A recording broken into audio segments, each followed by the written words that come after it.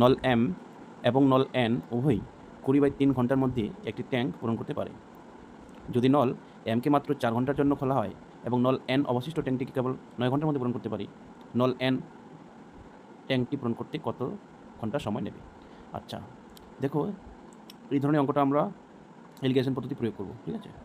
তো কী বলা হয়েছে দেখো, দুজনেরটা দেওয়া রয়েছে, এম এন টোটাল লাগছে আমাদের এত ঘন্টা 20/3 ঘন্টা, আর এম এল লাগছে কত 4 ঘন্টা, মানে 4 ঘন্টার কাজ করছে, এন কত করছে কত 9।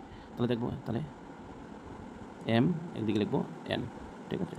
তাহলে এম আর এন, এম এর লাগছে কত ঘন্টা 4 ঘন্টা, এনের কত ঘন্টা কাজ করছে 9 ঘন্টা, টোটাল দুজনে মিলে কত করছে আমাদের 20/3 ঘন্টা।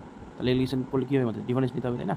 ডিফারেন্স কত হচ্ছে আমাদের 3, 3 না 27, 20 3 বাদ দিই তাহলে কত হবে 7, এখানে 3 12, 20 থেকে 12 কত 8, তাহলে আমাদের 3 কেটে যাবে, তাহলে অনুপাত কত হলো আমাদের 7:8। তার মানে এম এর যেটা রেশিও, এম এর রেশিও কত 7, আর এন এর যে রেশিও কত হলো 8, ঠিক আছে? তাহলে টোটাল কাজ আমাদের বের করতে, টোটাল কাজ কীভাবে বের হয়? টোটাল কাজ হচ্ছে আমাদের মোট সময়ের সঙ্গে মোট কর্মদক্ষতা গুণ করে যেটা বের হবে সেটা আমাদের মোট কাজ হয়, ঠিক আছে? তো দেওয়া আছে আমাদের টোটাল টাইম দেওয়া আছে আমাদের কত 20/3 ঘন্টা। তাহলে আমাদের টোটাল এফিসিয়েন্সি কত হবে, কর্মদক্ষতা কত হবে 15, তাহলে 15 দিয়ে আমরা গুণ করবো, 15 দিয়ে যদি আমরা গুণ করি তাহলে কত হচ্ছে আমাদের 3 5 কত 3 5 15, তাই না? 20 5 কত 100, তার মানে টোটাল আমাদের কাজ আমরা পেয়ে গেলাম আমরা কত 100, ঠিক আছে?